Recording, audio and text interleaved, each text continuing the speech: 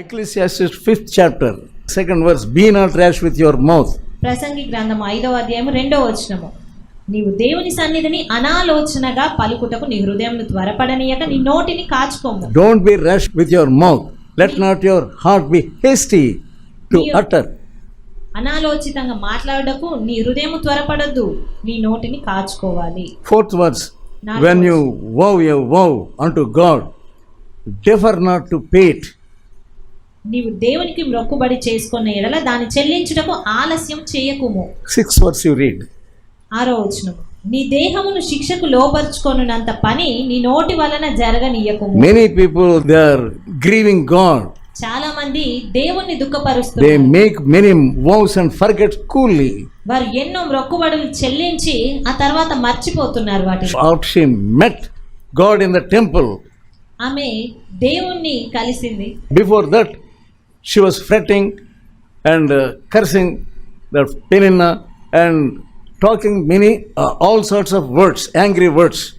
అంతకు మునుపు ఆ దేవుని మందిరమునకు వెళ్ళక మునుపు ఏ రీతిగా ఉందంటే ఆమె పరిస్థితి పెనిన్నును బట్టి విసిగిపోయి కోపగించుకుంటూ, and she was angry with the husband also. తన భర్తతో కూడా కోపంతోనే ఉంది. Now God touched her mouth. కానీ దేవుడు ఈ సమయంలో ఆమె నోటిని ముట్టాడు. She was careful with her mouth. ఆమె తన నోటిని బట్టి జాగ్రత్తగా ఉండగలిగింది. What she vowed, she paid it. ఏదైతే మొక్కుబడి చేసిందో అది చెల్లించగలిగింది. And likewise we see Samuel also. అదే రీతిగా సమూయేలుని కూడా మనం చూస్తున్నాము. 1 Samuel, మొదటి సమూయేలు 3rd chapter, 3వ అధ్యాయము 19th verse. 19వ వచనము. సమూయేలు పెద్దవాడు కాగా యెహోవా అతనికి తోడై ఉన్నందున అతని మాటలలో ఏదియు తప్పిపోలేదు. Samuel, he was very careful with his mouth. సమూయేలు తన మాటలను బట్టి చాలా జాగ్రత్తగా ఉన్నాడు. When he grew up, అతడు పెద్దవాడైనప్పుడు and none of his words fell down. అతని మాటలలో ఏదియు తప్పిపోలేదు. In the temple, when he was little child, what he was doing? అతడు ఆ మందిరంలో చిన్న బాలుడిగా ఉన్నప్పుడు అతడు ఏం చేశాడు? 2nd chapter 18th verse. 2వ అధ్యాయము 18వ వచనం. Samuel ministered unto the Lord. బాలుడైన సమూయేలు యెహోవాకు పరిచర్య చేయుచుండెను. Parents, they do not want their children to minister unto the Lord all through their days. తల్లిదండ్రులు సాధారణంగా తమ పిల్లలు దేవునికి తమ దినములన్నిట కూడా పరిచర్య చేయటం అనేది ఇష్టపడరు. But here we see a good example from Hannah. కానీ ఇక్కడ మనం చూసినట్టయితే ఒక మంచి ఉదాహరణ హన్నాను చూస్తా ఉన్నాము. What you sow, that you will reap. ఏది విత్తుతామో అదే మనం కోస్తాం. Galatians 6th chapter verse 7. గలతీయులకు రాసిన పత్రిక 6వ అధ్యాయము 7వ వచనము. Be not deceived. What you sow, that you will reap. మోసపోకుడి, దేవుడు వెక్కిరింపబడడు, మనుష్యుడు ఏమి విత్తునో ఆ పంటనే కోయును. He that sows to the flesh shall reap corruption. ఏలయనగా తన శరీరేచ్ఛలను బట్టి విత్తువాడు తన శరీరం నుండి క్షయమను పంటను కోయును. He that soweth in the spirit shall reap the life everlasting. ఆత్మను బట్టి విత్తువాడు ఆత్మ నుండి నిత్య జీవమను పంట కోయును. We see two types of people in the temple. మనము దేవుని మందిరంలో రెండు రకాలైన వ్యక్తులను చూస్తా ఉన్నాము. We see the sons of Eli. మనం అక్కడ ఏలి కుమారులను చూస్తున్నాము. They were wicked people. వారు దుష్టులు. They were sowing unto corruption. వారు క్షయమైన దాన్ని విత్తుతా ఉన్నారు. They were blind. వారు కేవలం గ్రుడ్డివారిగా ఉన్నారు. The priest Eli was also blind. వారి తండ్రి అయిన ఏలి కూడా గ్రుడ్డివాడిగానే ఉన్నాడు. He was not taking any action. అతడు తన కుమారులు చేసే విషయాన్ని బట్టి ఎలాంటి కార్యము చేయట్లేదు. He did not say, get you out from this temple. వారిని మీరు మందిరం నుంచి బయటికి వెళ్ళండి అని It is the చెప్పలేకపోతున్నాడు. temple of God. అది దేవుని మందిరం. You should not live as you please. నీకు ఇష్టానుసారంగా మందిరంలో జీవించొద్దు He అని did not say like that. ఆ రీతిగా తన కుమారులతో చెప్పలేకపోతున్నారు. They were sowing wickedness. వారు అక్కడ దుష్టత్వాన్ని విత్తుతున్నారు. They reaped corruption.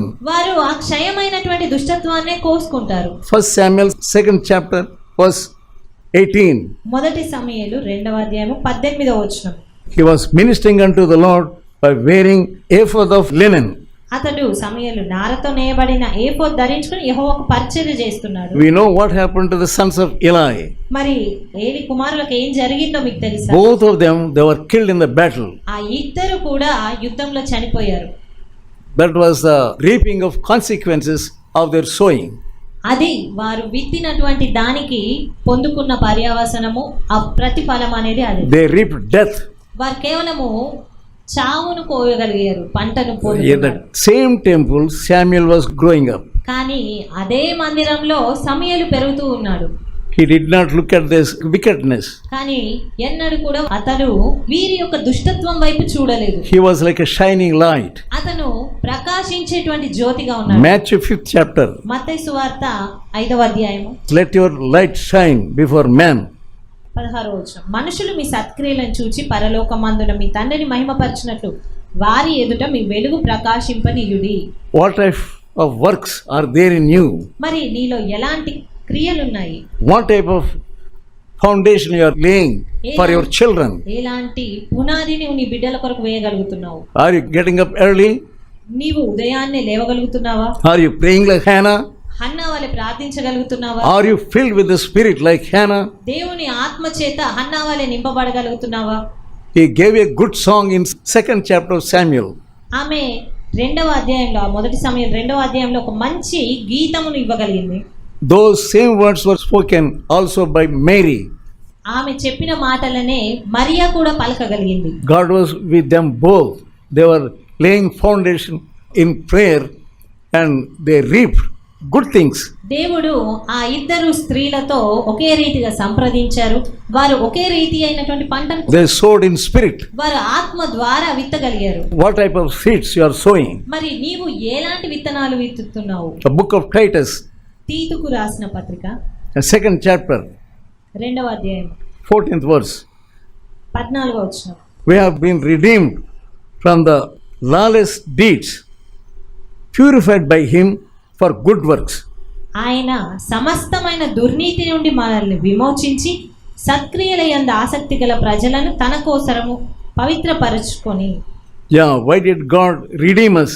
దేవుడు ఎందుకు మనల్ని విడుదల He చేశాడు? redeemed us from lawlessness. మనల్ని ఆ యొక్క దుర్నీతి నుంచి విడుదల చేశాడు. What are you sowing?